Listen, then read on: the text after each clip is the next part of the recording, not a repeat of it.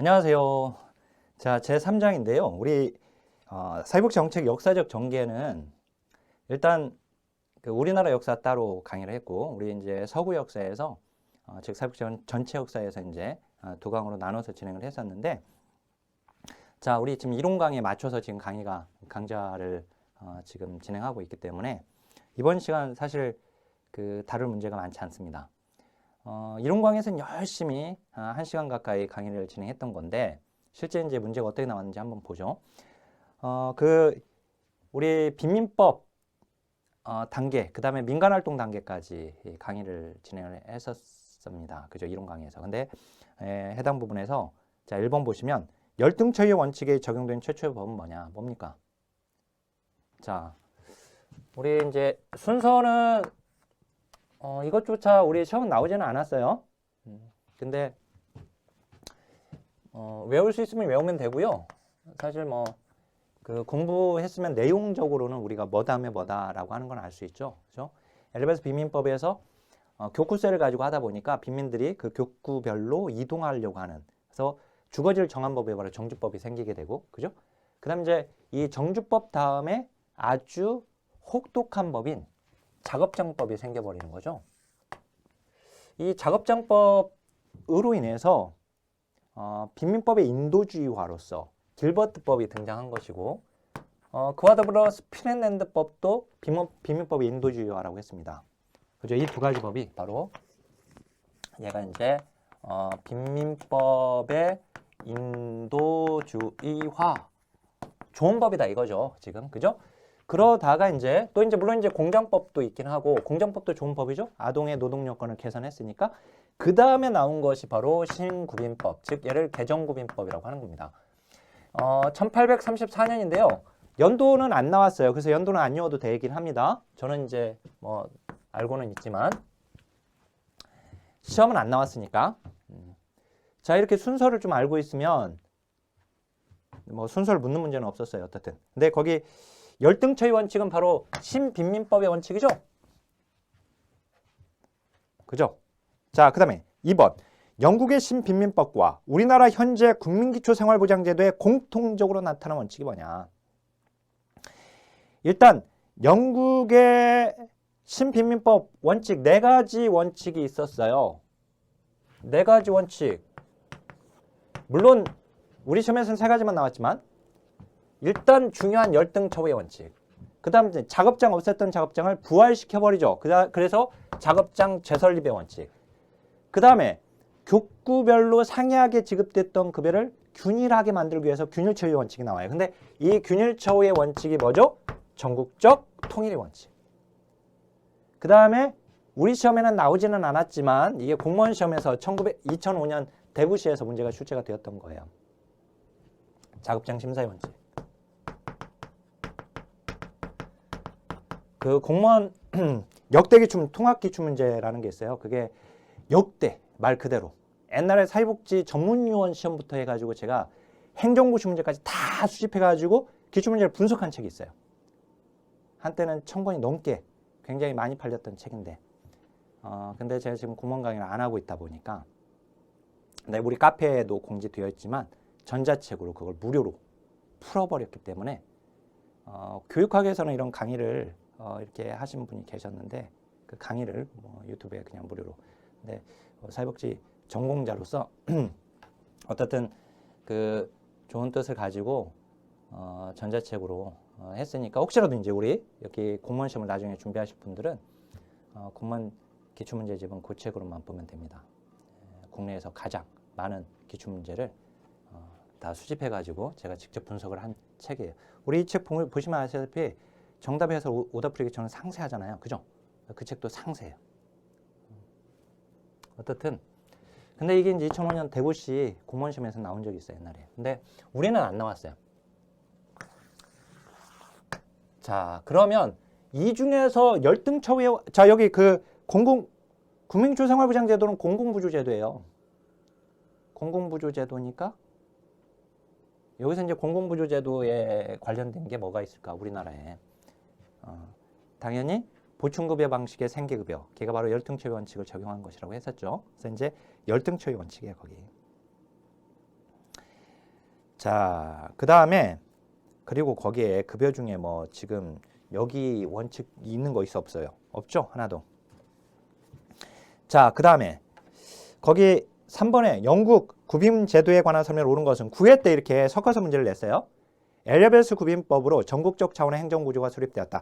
전국적 차원의 행정구조가 수립된 것은 전국적 통일 원칙에 여기.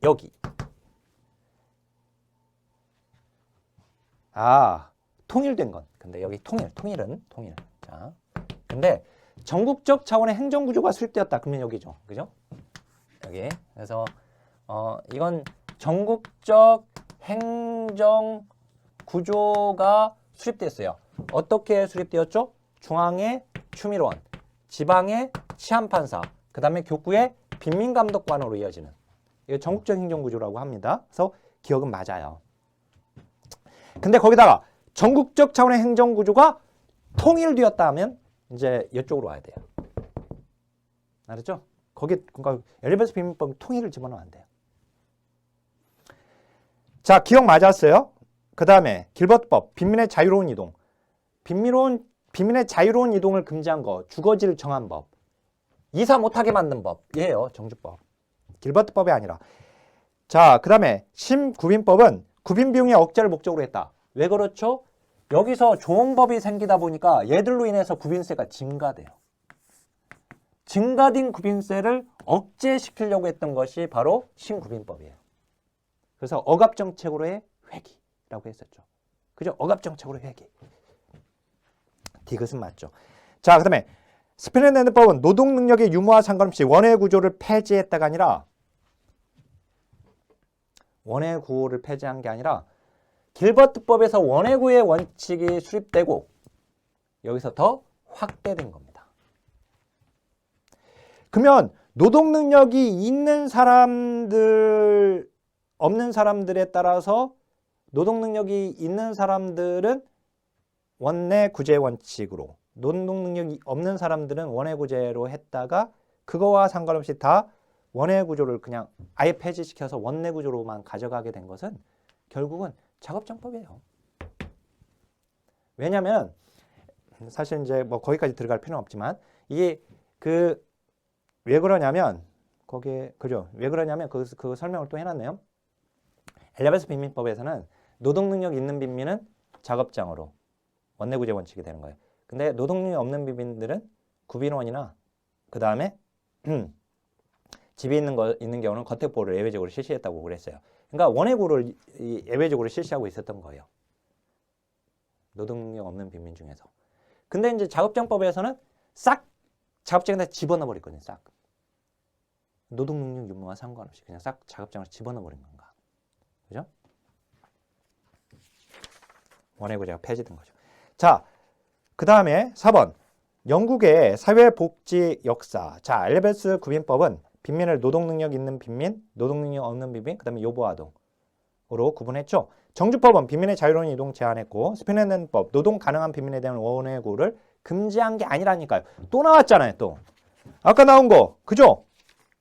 아까 나온 거 또 나왔잖아요. 거기 아까 스피넨랜드법 가지고 나왔던 그 니을. 그죠? 폐지했다. 이번엔 금지했다. 또 틀렸어요. 그죠? 그러니까 아까 지금 10회, 그 다음에 9회, 10회 연달아 나왔고, 그 다음에 이제 그 1834년 신구빈법은 열등체외 원칙을 확립하였다. 그죠? 그러니까 1834년 나왔네요. 연도 나왔구만. 왜 안 나왔다고 그래? 나오긴 했지만 이게 논점은 아니잖아요.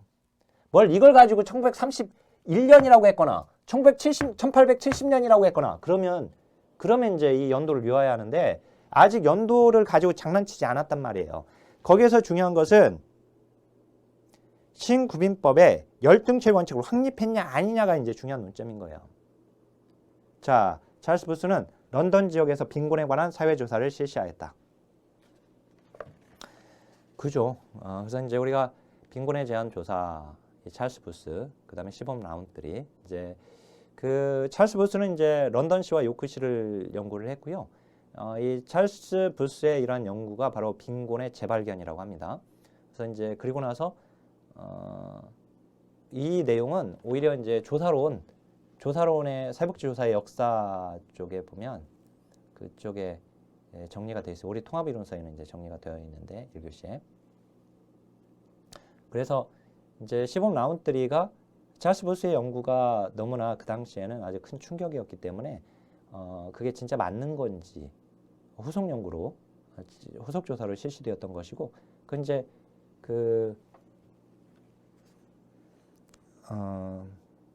이제 시범 라운드리는 이제 전문량 방식을 사용해서 우리가 이제 라운드리 그 방식이라고 하는 절대적 빈곤선을 측정하는 방식으로 우리는 이제 공부를 해서 알고 있죠, 그죠? 근데 그게 본래 이제 찰스 부스가 먼저 빈곤 조사를 했고, 그 다음에 그 찰스 부스의 연구에서는 두 가지가 아주 충격적이었던 거예요. 첫 번째는 이제 이 런던시의 빈곤자의 인구가 3분의 1 이상이 빈곤자라고 하는 것을 알 수 있었다라고 하는 거. 우리 지역에 이렇게 빈곤자가 많았다라고 하는 거.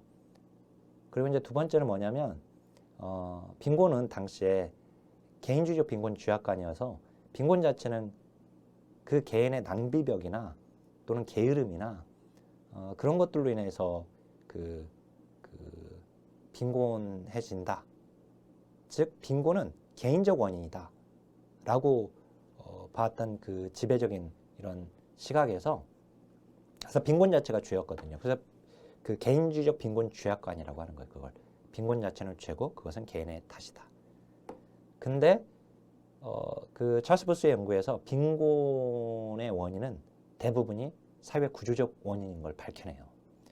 개인적인 그냥 개인의 이런 그러니까 방탕한 생활, 게으름 이런 것은 개인적인 원인은 15%에 지나지 않는다. 나머지는 다 사회 구조적인 원인이다. 이걸 밝혀내요. 그래서 이게 이제 충격적이었던 거예요. 빈곤을 재발견했다. 그래서 어쨌든 자, 그게 나왔고, 그다음 이제 그 5번 봐보세요.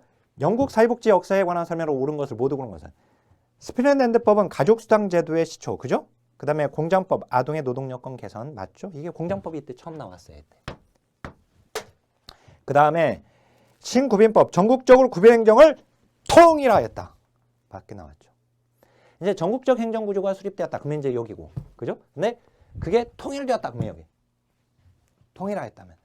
자, 1911년 국민보험법은 건실하게 했죠. 그래서 건강보험 실업보험. 근데 이제 1935년에 미국의 사회부장법은 노실노실이라고 했죠, 제가. 그래서 건실과 노실 이렇게 외우라고 했었습니다.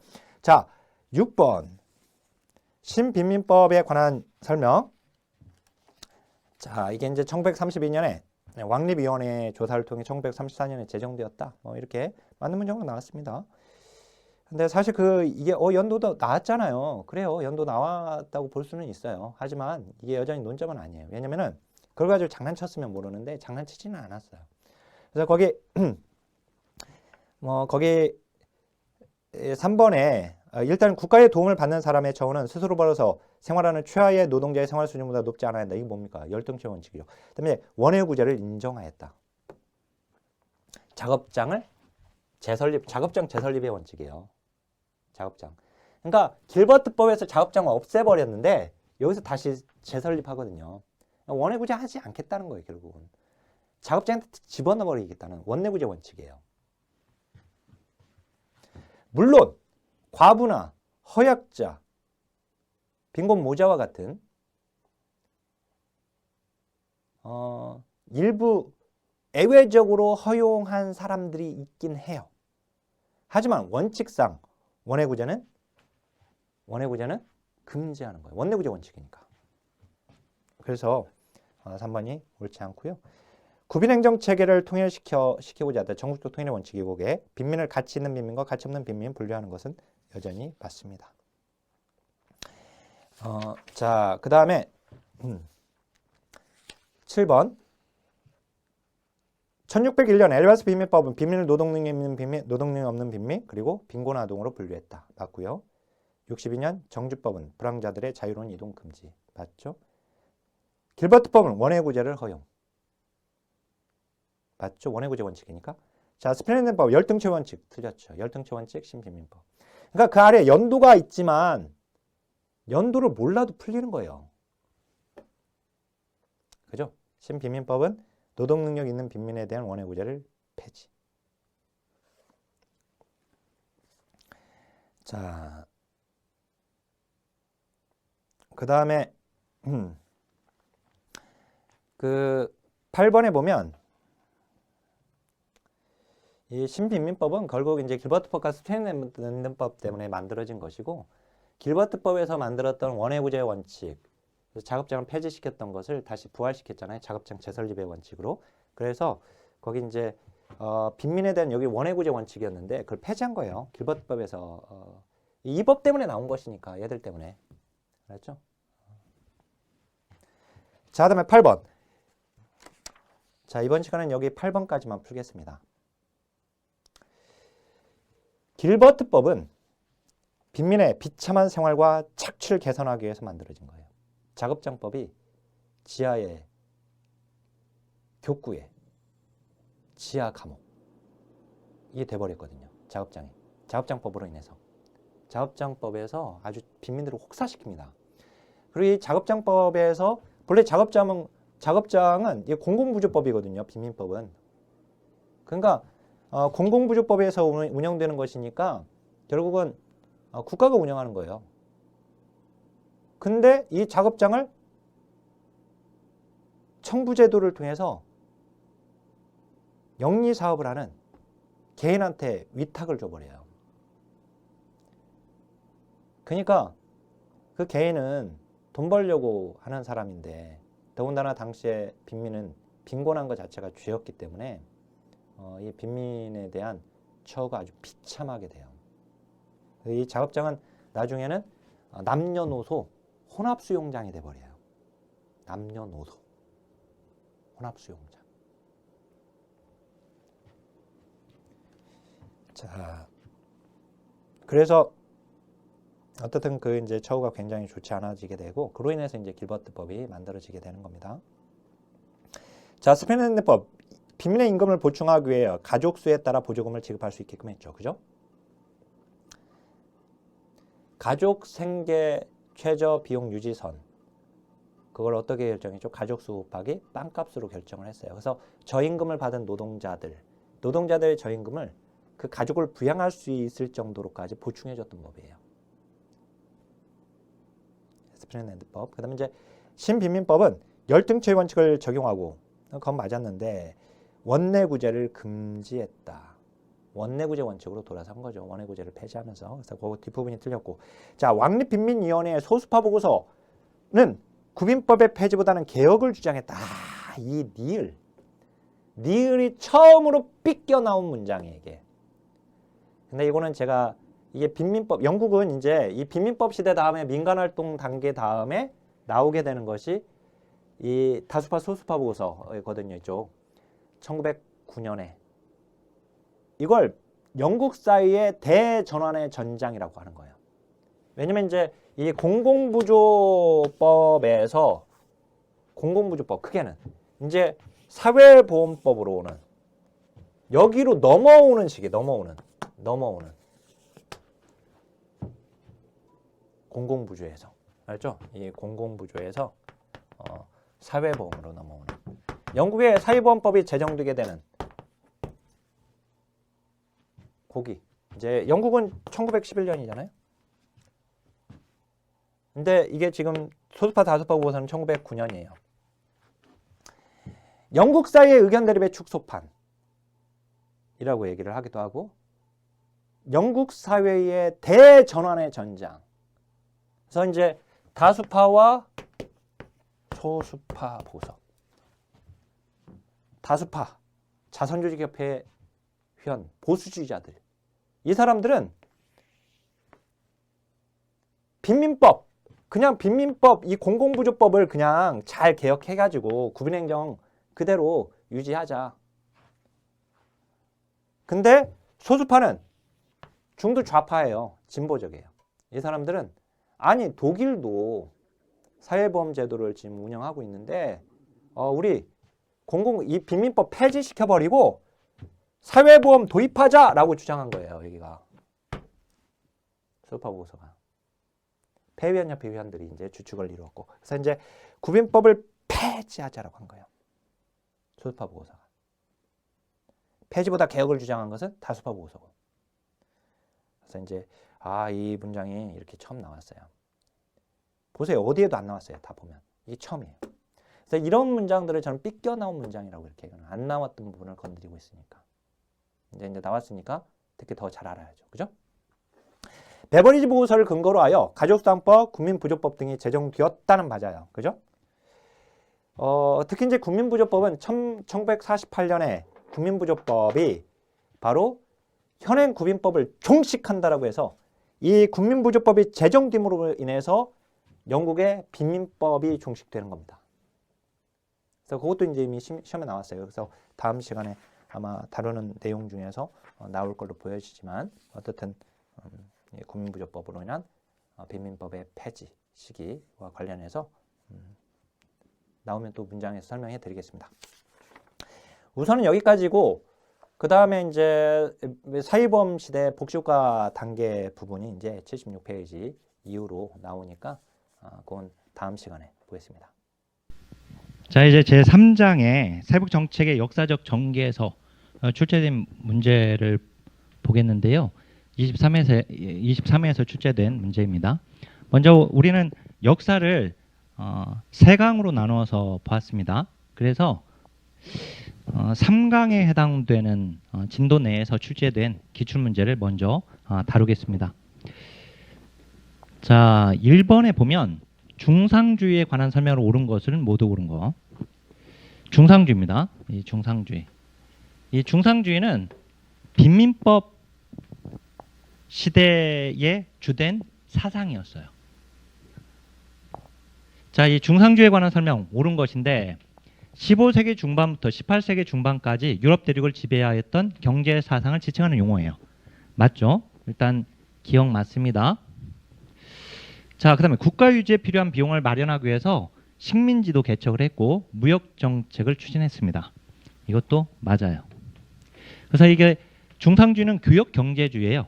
교역 경제주의, 즉 무역을 했던 거죠. 자, 식량 부족으로 인구 증가.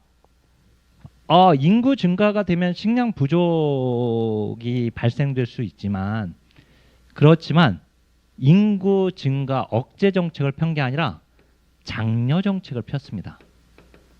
장려 정책을. 그래서 억제 정책을 추진했다고 해서 틀린 거예요. 그 다음에 빈민들의 근면성을 위해서 임금 수준을 낮게 유지하고자 했어요. 그래서 저임금을 강요했다라고 하는 것이 우리한테 이제 중요한, 우리 사회복지와 관련된 중요한 특징 중에 하나예요. 그래서 답은 지금 3번이 맞거든요. 이 중상주의는 유럽에서 이제 흑사병으로 인해서 상당 부분 많은 사람들이 죽게 되거든요. 인구의 절반 가까운 사람들이 이제 죽게 돼요. 그리고 나서 이 중상주의 정책으로 인해서 인구 장려 정책을 펴게 되거든요. 그래서 막 조혼을 막 강요해요. 오히려 조혼. 일찍 막 결혼시키고.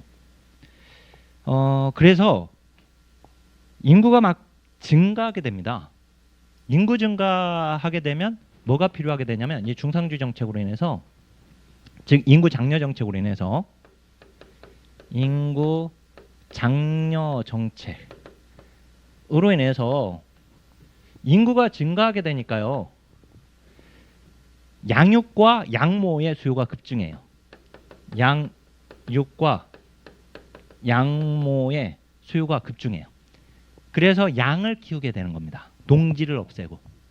그래서 농지를 없애게 되니까 양을 목축지를 만들어 버리게 되니까, 그래서 농지에서 일해야 할 농민들이 일할 곳이 없어지는 거. 일터가 없어지는, 일터가. 그죠? 일터가 없어지니까 생산수단을 잃은 거죠. 그래서 불황이 되는 거예요. 자, 이게 바로 종액운동, 즉 인클로저입니다. 대량의 빈곤이 발생했다는 거예요. 그로 인해서. 그래서 대량의 빈곤이 발생했고, 그래서 국가가 책임을 져야 할 수밖에 없는 상황이 발생돼요. 그게 바로 1601년 엘리자베스 빈민법이에요. 자, 요게 일단 디귿 틀렸죠?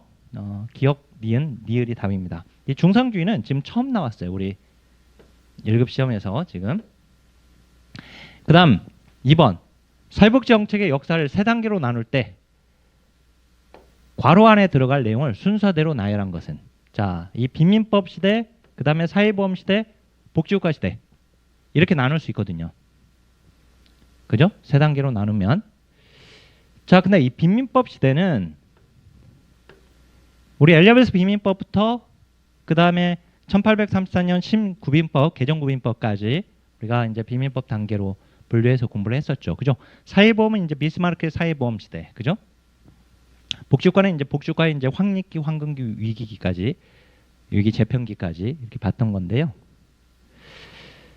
자, 빈민법은 대상자가 거린 불황인 구제 가치가 있는 빈민, 즉 구제 받을 만한 가치가 있는 빈민. 그래서 자격 있는 빈민이라고도 했었죠. 그죠? 근데 사회복지 주체가요. 사회복지 주체는 이때는 국가, 그 다음에 교회, 그 다음에 영주였어요. 네, 노동조합은 아니죠. 그죠? 여기서. 그러니까 이제 3번 아니면 5번이지 않습니까? 그죠? 자, 이때는 이제 무권리였고 정책 당국의 재량. 자, 그 다음에 사회보험은 노동자 계급, 국가노동조합, 그 다음에 사회보험은 계약에 입각한 권리입니다. 계약에 입각한 권리. 시민권이 아니라. 그죠? 계약에 입각한 권리. 자, 그 다음에 이제 복지국가는 보편적 복지이기 때문에 이때는 대상자가 모든 시민, 개인이 들어가요. 그죠? 그래서 이제 아까 지금 일단은 맨 처음에 3번하고 5번이었는데 여기서 근데 지금 5번이 날아가서 3번이 지금 두 번째에서 이미 결정이 됐죠. 그죠? 근데 이제 시민 개인. 그래서 3번이 답입니다. 그죠? 3번이 답입니다. 네. 우선은 우리 역사에서 제 3강입니다. 지금 우리 제 3강에서 출제된 3강에서 다룬 내용에서 출제된 기출 문제를 먼저 풀어봤습니다. 자, 그러면 강의 마치겠습니다. 하나, 둘, 셋, 화이팅!